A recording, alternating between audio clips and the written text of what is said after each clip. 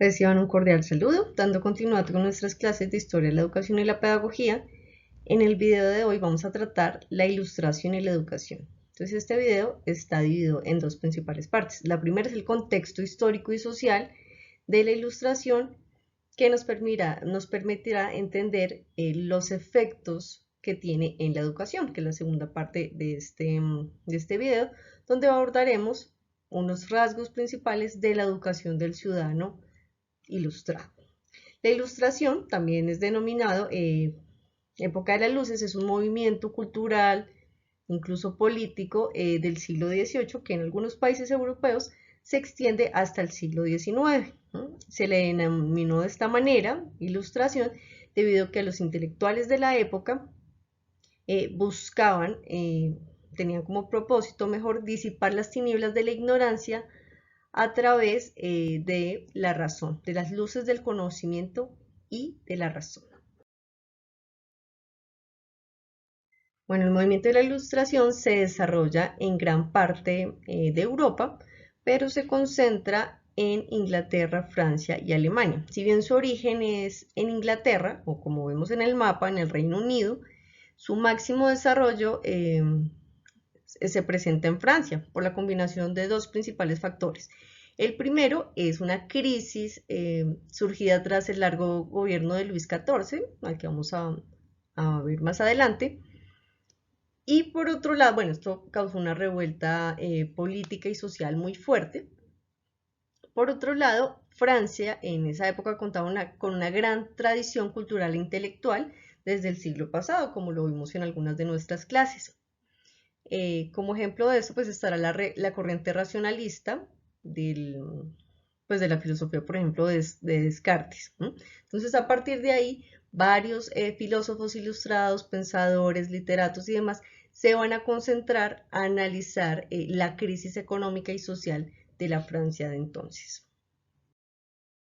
Un ejemplo claro de absolutismo va a ser el reinado de Luis XIV, denominado también el Rey Sol, donde este rey interpreta que él es la máxima autoridad y esto se corresponde a una monarquía absoluta que también tiene que ver con un poder absoluto, donde, por ejemplo, el poder legislativo, judicial y ejecutivo son ejercidos por un propio rey y no por instancias diferentes a este. Osire, como os mencioné, no queríamos molestaros con asuntos tan triviales del Estado. ¡Yo soy el Estado!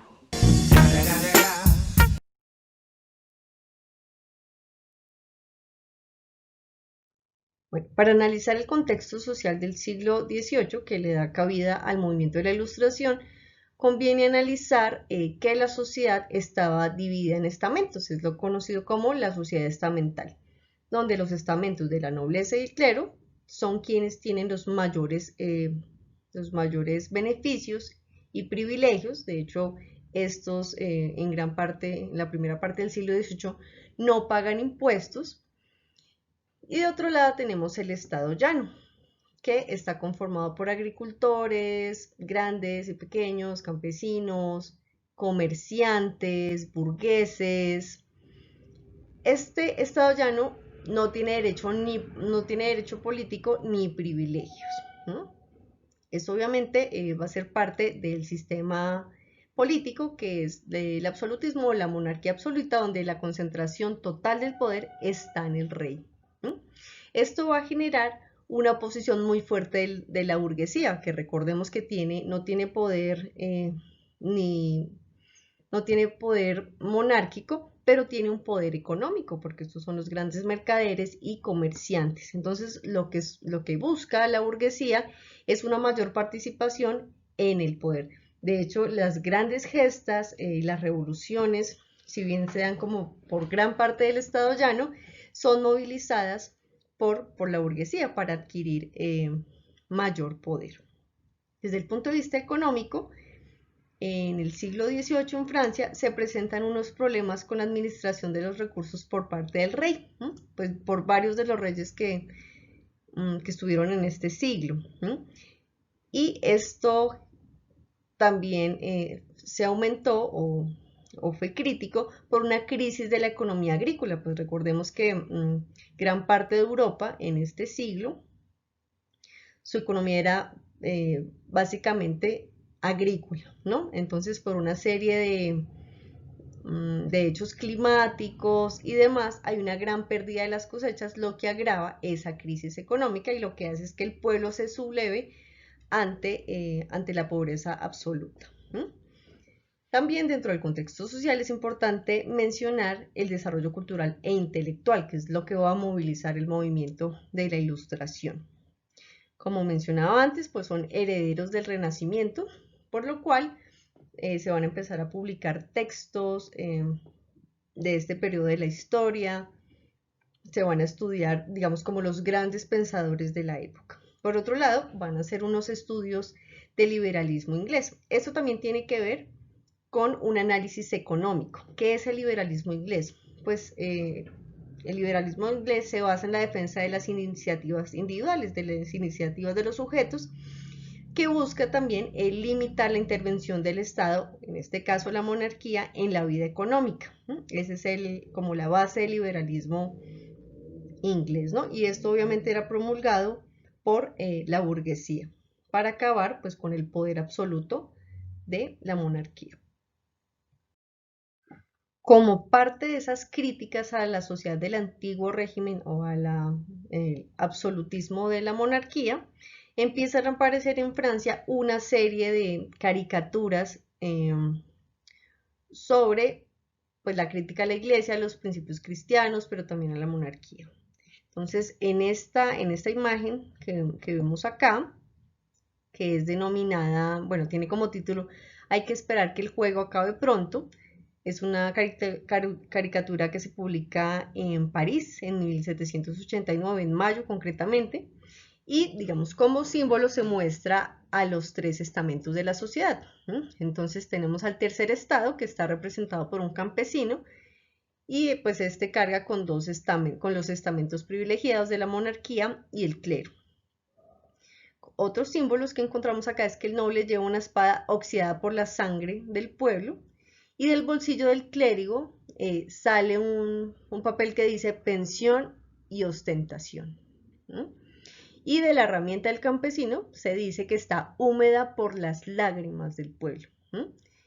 Y bueno, los animales que aparecen en la parte posterior son unas perdices y unas liebres comiéndose las cosechas. Esto hace referencia a pues, la crisis agrícola que tuvo que vivir Francia por un periodo largo.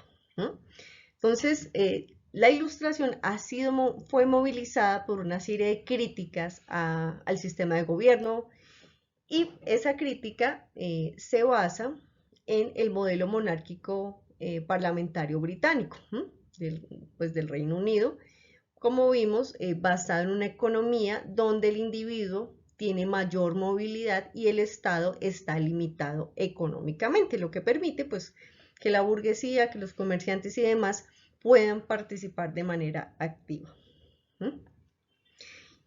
A partir de esas críticas también hay como unos ideales de la época, que es el acercamiento y amor hacia la naturaleza, por ese legado que deja el Renacimiento, y aparecen dos conceptos importantes. El primero es la búsqueda de la felicidad como uno de los principales objetivos. La felicidad empieza a ser no solo un sinónimo de privilegio, sino que se supone tendría que extenderse a todos los seres humanos.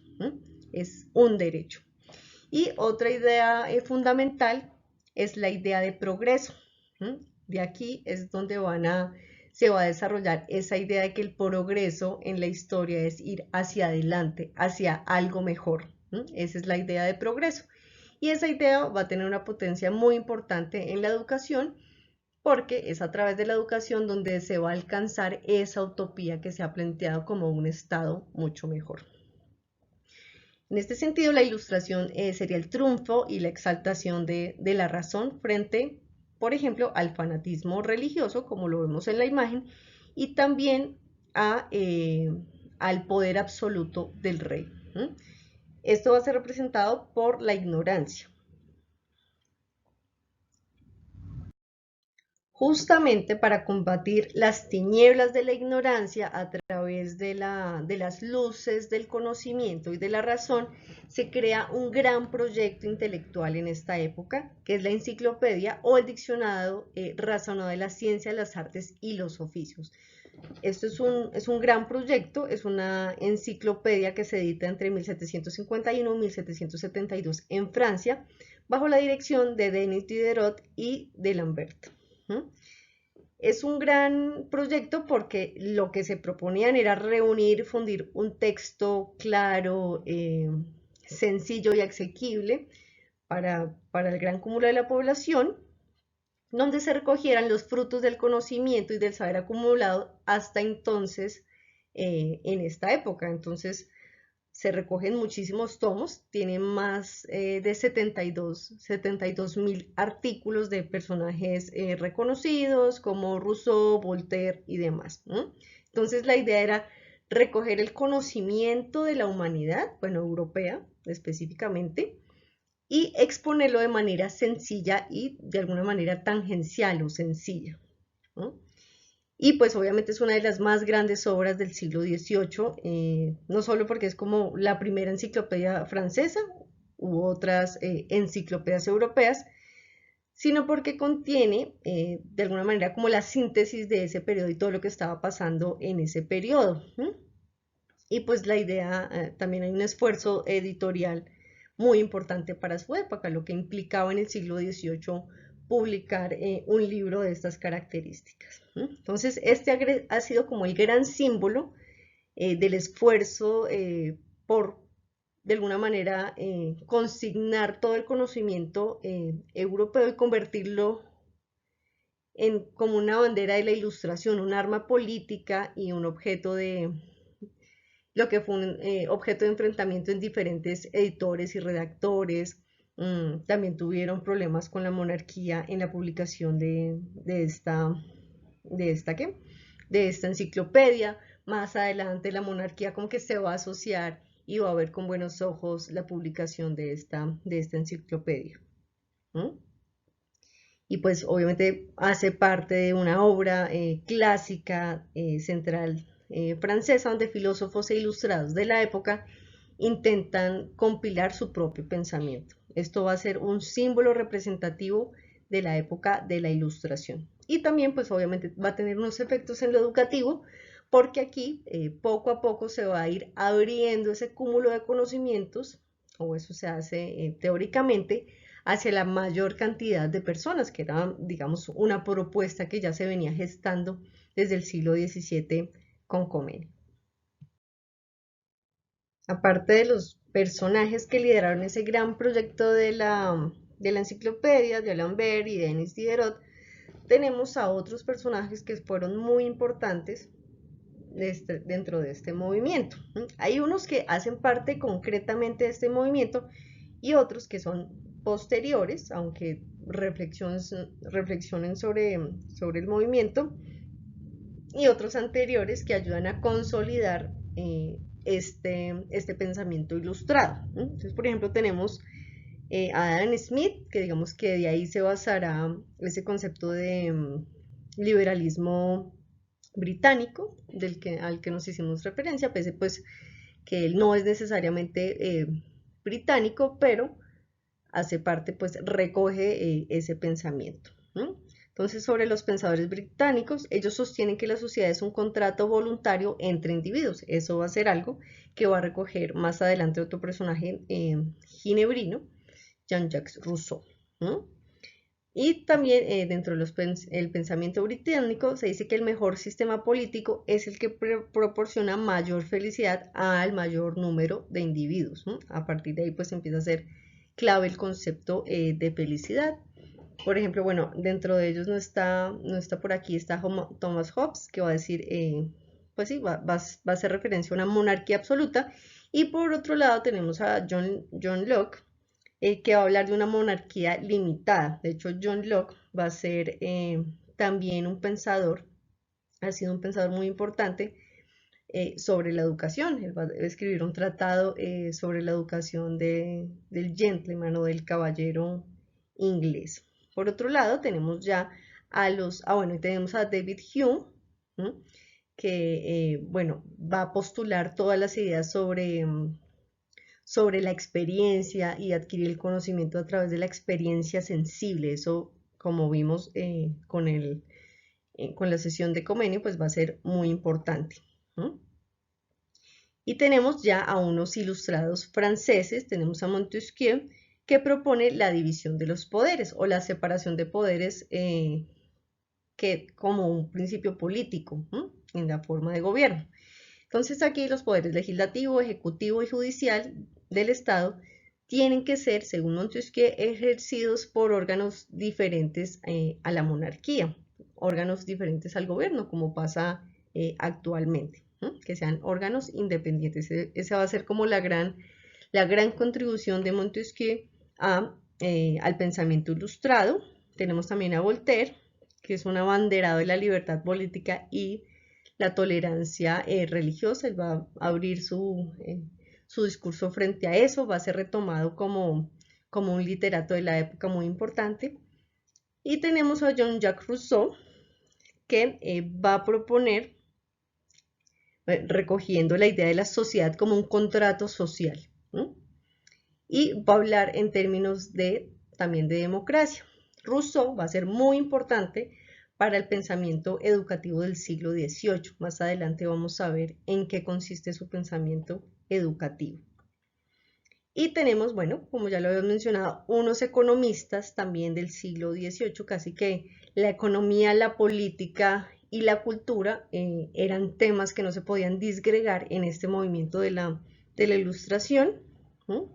Entonces, ya habíamos mencionado a Adam Smith, cuyas ideas son que, bueno, se va a basar como en una idea del interés individual, mejor dicho, que la acción individual podría aumentar la riqueza colectiva, hablando pues de cómo la riqueza de un sujeto podría aumentar la riqueza del Estado.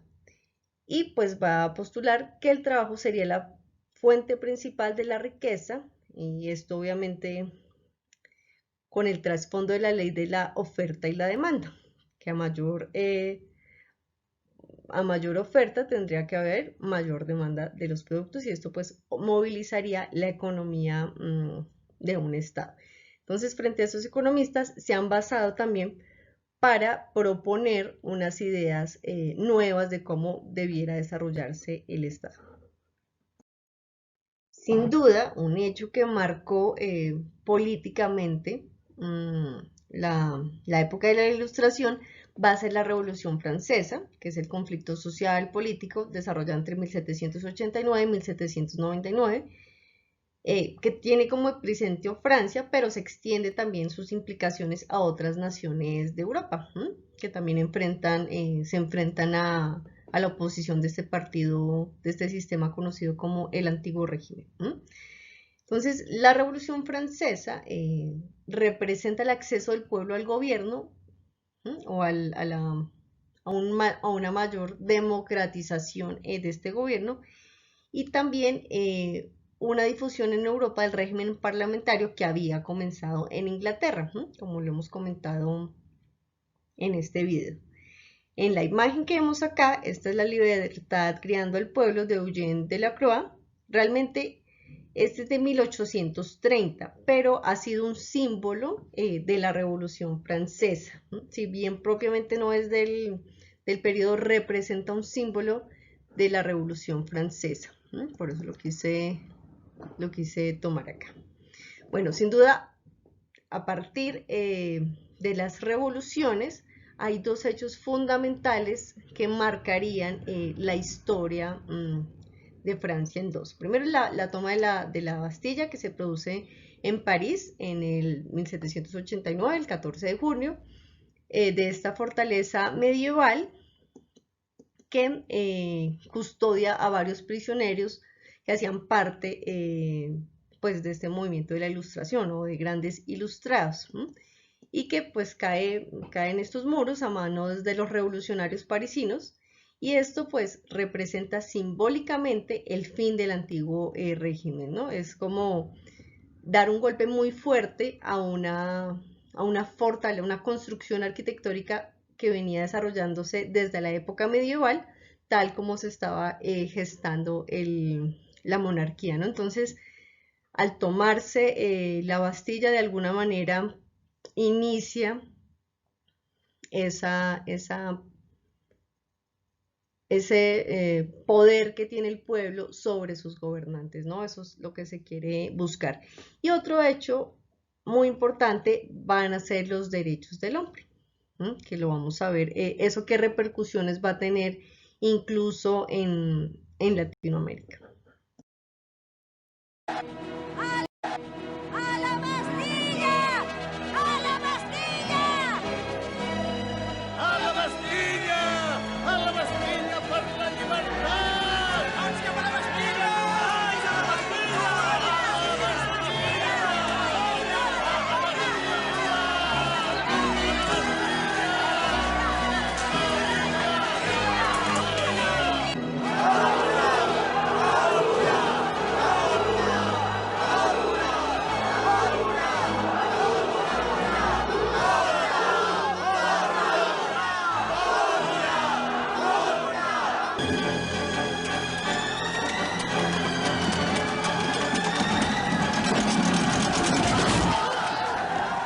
Traieu-lo d'allà sota!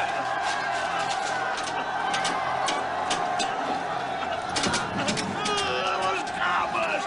Les cames!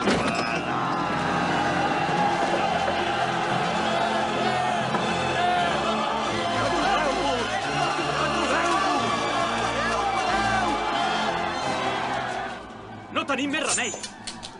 Apunteu! No, seria una carnisseria. Atureu-vos! Governador, si no dóna l'ordre, estem perduts! Apunteu! Apunteu! Foc! Dispareu, per l'amor de Déu!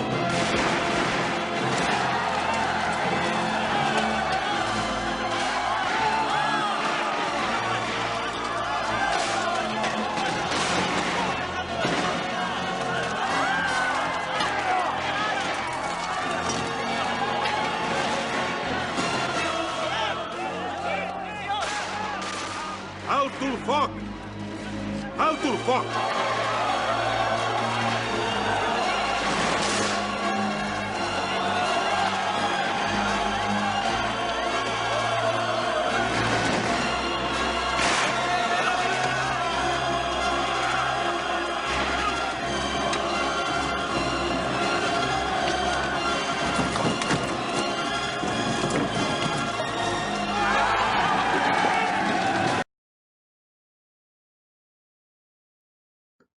Bueno, por todo lo que se ha podido describir, no podemos entender la ilustración como una corriente o movimiento homogéneo igual que se desarrolla de la misma manera ni en Francia ni en Europa, sino que se desarrollan diferentes personajes, instituciones, ideas, ideologías, pero comparten una misma serie de rasgos comunes, ¿sí? Y eso es justamente lo que tiene, lo que impacta en la sociedad, ¿no? Primero es el orden político. Lo que se buscaba era la abolición del régimen absolutista, donde el monarca tenía el poder absoluto y recaía en él todas las decisiones de gobierno. Y pues obviamente se buscaba establecer la soberanía popular. Esto pues obviamente tendría que ver con el reconocimiento de la libertad individual. Por otro lado tenemos el orden social o la estructura social, que buscaba el establecimiento de la justicia para todas las clases de la sociedad. Aquí lo que se busca es un reconocimiento de la igualdad entre todos los hombres.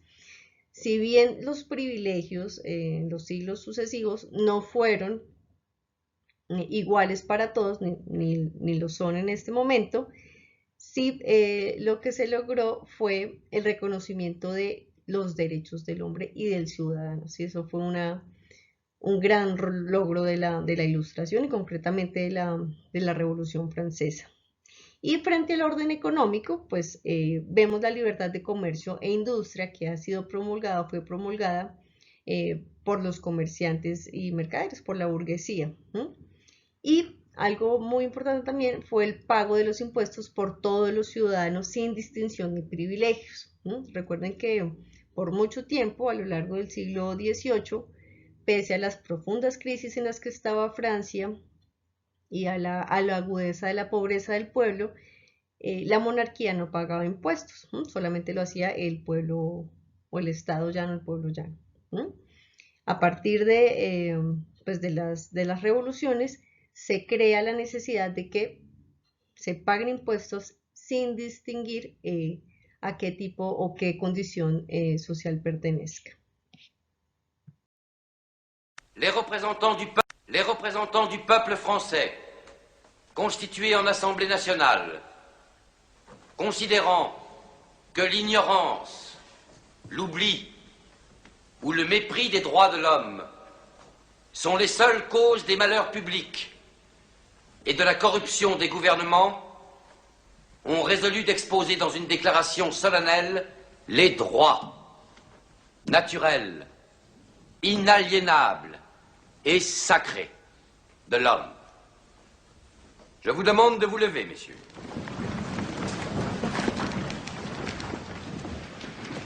Article 1er. Les hommes naissent et demeurent libres et égaux en droit. Les distinctions sociales ne peuvent être fondées que sur l'utilité commune.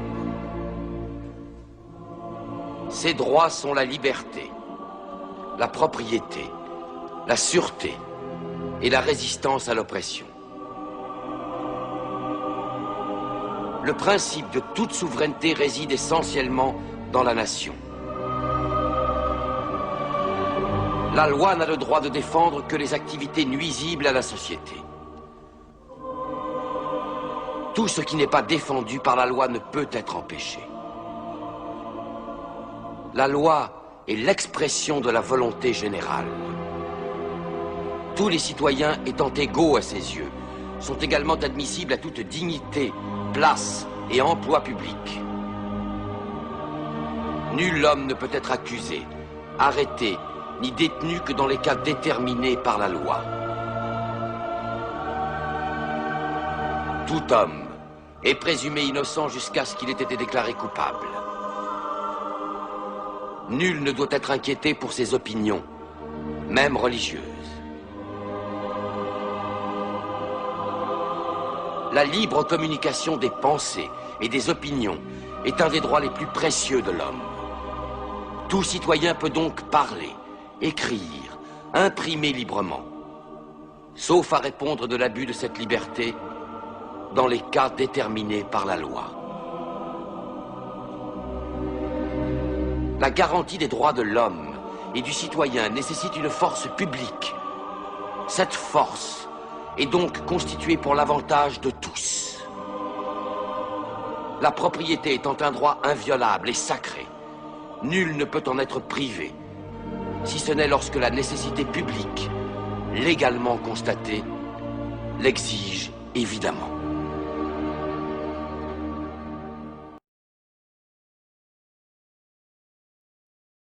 Bueno, un poco para recoger lo que hemos visto hasta ahora, los puntos centrales del movimiento de la Ilustración. Entonces se caracteriza por una visión crítica de la realidad, del gobierno, el uso de la razón como medio para salir de las tinieblas de la ignorancia, el rechazo a la revelación divina y la tradición, ¿no? Digamos, se hace uso de la razón antes que en las creencias netamente religiosas, ¿no?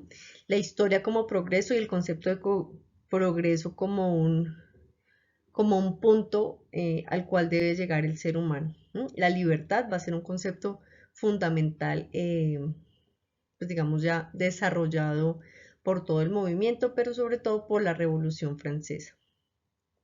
Y digamos uno de los hechos más representantes es la reforma política, si bien moderado, del absolutismo, ¿no? Y pues estas son las ideas que representan al movimiento de la Ilustración y que van a ser recogidas obviamente por el sistema educativo.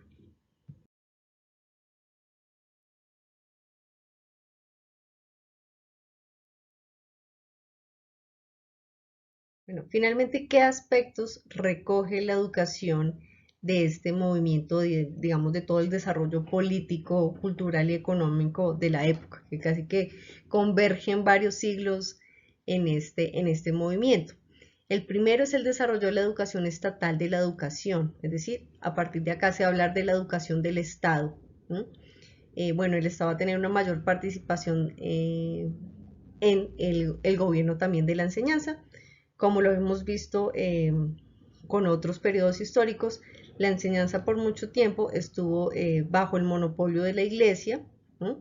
Y a partir de este periodo del siglo XVIII, la educación empieza a ser estatal. Se habla del comienzo de una educación nacional, o sea, cada país, porque esto va a ser fundamental, porque como lo que se busca a partir de aquí es formar a un ciudadano, ya no es un hombre en general, ya no es un religioso, sino un ciudadano. ¿Mm? Entonces, se parte de la educación nacional, es decir, que cada estado, Inglaterra, Alemania, Francia, España y demás, hace unas apuestas políticas por el tipo de ciudadano que se pretende formar. Y pues esto es extendido hacia la educación del pueblo o por el pueblo y sus representantes políticos. Ya la educación en este punto, cuando hace parte del Estado, deja de ser del privilegio de unos cuantos. Bueno, esto en cuanto al menos a lo que se pretende o a la teoría. Y aquí converge el principio de la educación universal que había promulgado Comenio unos siglos atrás. Se busca que la educación sea gratuita, obligatoria en el grado de la escuela primaria y que quede establecida como unas bases o líneas generales que le permitan a este ciudadano alcanzar un mayor conocimiento. Un punto fundamental es como la enseñanza se va a hacer laica, se va a desprender poco a poco de lo religioso, o al menos en teoría, y se sustituye la enseñanza religiosa por la instrucción moral y cívica. Digamos, esos complementos que tenía la instrucción religiosa en siglos anteriores, aquí va a ser desplazada por una instrucción moral y cívica. Debo enseñarle al ciudadano cómo convivir con otros seres. Y un paso muy importante es que se va a organizar la instrucción pública, es decir, el Estado va a administrar la educación pública. Esto como una unidad desde la escuela primaria hasta la universidad, o bueno, ese era el plan que se tenía. Lo que se cumple más o menos es hasta la escuela primaria, que ese era el gran plan de Comenio. Vemos que aquí se concreta a través de la instrucción pública. Y esto va a estar marcado por una acentuación del cosmopolita o el ciudadano del mundo, universalista, que los pensadores y educadores de todas partes. Estamos hablando pues obviamente del contexto de Europa, y lo que se busca es, si bien darle una predominancia a la educación nacional, la educación de cada país, sí que el ciudadano pueda tener una visión un poco más amplia del mundo y pueda llevar a todos los rincones pues esos ideales ilustrados. Y todo esto va a estar enmarcado en la primacía de la razón, la creencia en el poder racional de la vida de los individuos y de los pueblos, es decir, que el hombre bajo su propia razón puede gobernarse. Por eso va a ser tan importante el papel de la educación acá, porque solamente a través pues, de la razón, que es mediada por la educación, un hombre puede ser realmente libre, ¿no? Esto un poco lo que exponía Kant en qué es la ilustración. Solo a través de la razón se puede salir de esa minoría de edad, y eso nos es dado por la educación. Eso lo va a decir Kant en otro texto, en el Überpädagogik. Y bueno, se van a reconocer la naturaleza ya desde el punto de vista metodológico. Va a haber un reconocimiento de la naturaleza y de la intuición, es decir, se va a reconocer la naturaleza propia del sujeto que aprende y el proceso de intuición en este desarrollo. Gran parte, pues digamos, de esas ideas las va a recoger Pestalozzi. Bueno, en un sentido netamente práctico, ¿cómo se estructura la educación, ¿no? Entonces tenemos instrucción primaria, secundaria y superior. La instrucción primaria se imparten los contenidos generales o básicos para la felicidad social y el progreso del país. Eso es a lo que apunta la educación en el siglo XVIII. La instrucción, bueno, esta es pública y gratuita, ¿no? La instrucción primaria. La instrucción secundaria la cursan los alumnos que estén interesados en dedicarse en una carrera profesional. Esta también es pública, es subsidiada por el Estado, pero digamos no está extendida a la gran mayoría de personas, ¿no? Solo a quienes quieran seguir una carrera profesional. Y está finalmente la instrucción superior, que es el último grado de instrucción y está destinada a los que van a ejercer en los diversos estamentos de la sociedad, ¿no? Aquí empieza a desarrollarse una idea de educación pública superior, ¿no? Que era algo que no se había desarrollado hasta entonces.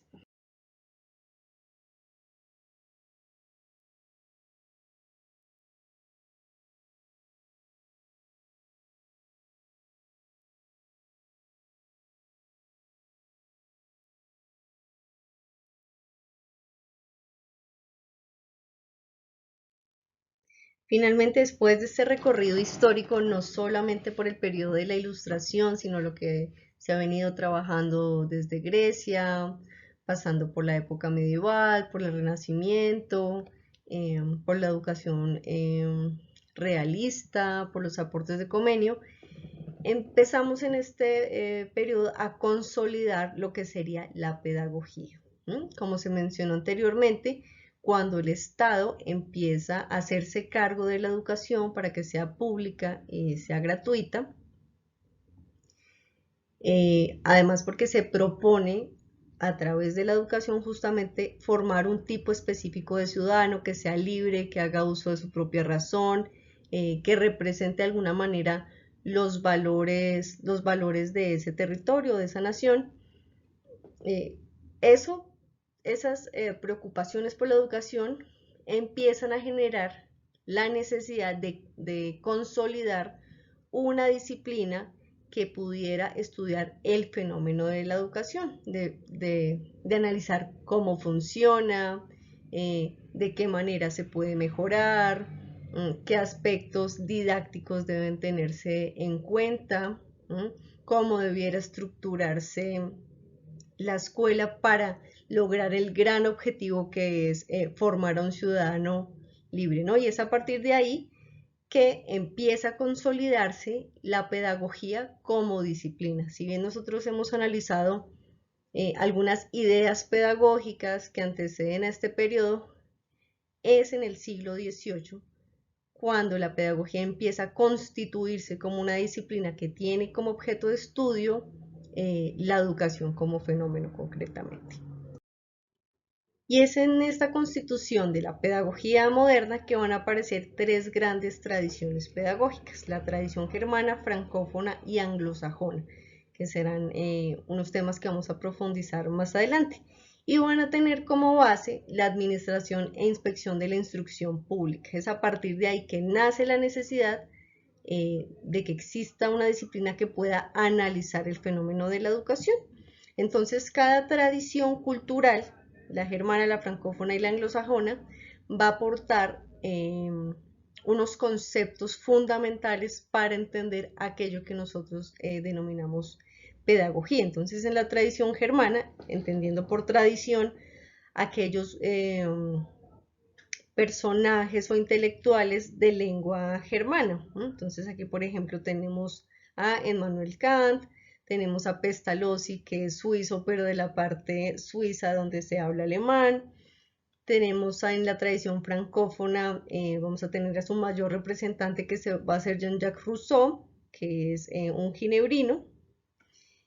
Y bueno, además de Émile Durkheim, más adelante, que nos hablará de la sociología de la educación, y de la tradición anglosajona, van a tener a otros representantes, y cada una de estas tradiciones va a aportar, además del pensamiento de los intelectuales, unos conceptos fundamentales. Entonces, como en el corazón de la tradición germana estará el concepto de Bildung o formación, En la tradición francófona se va a delimitar ese concepto de educación, ¿no?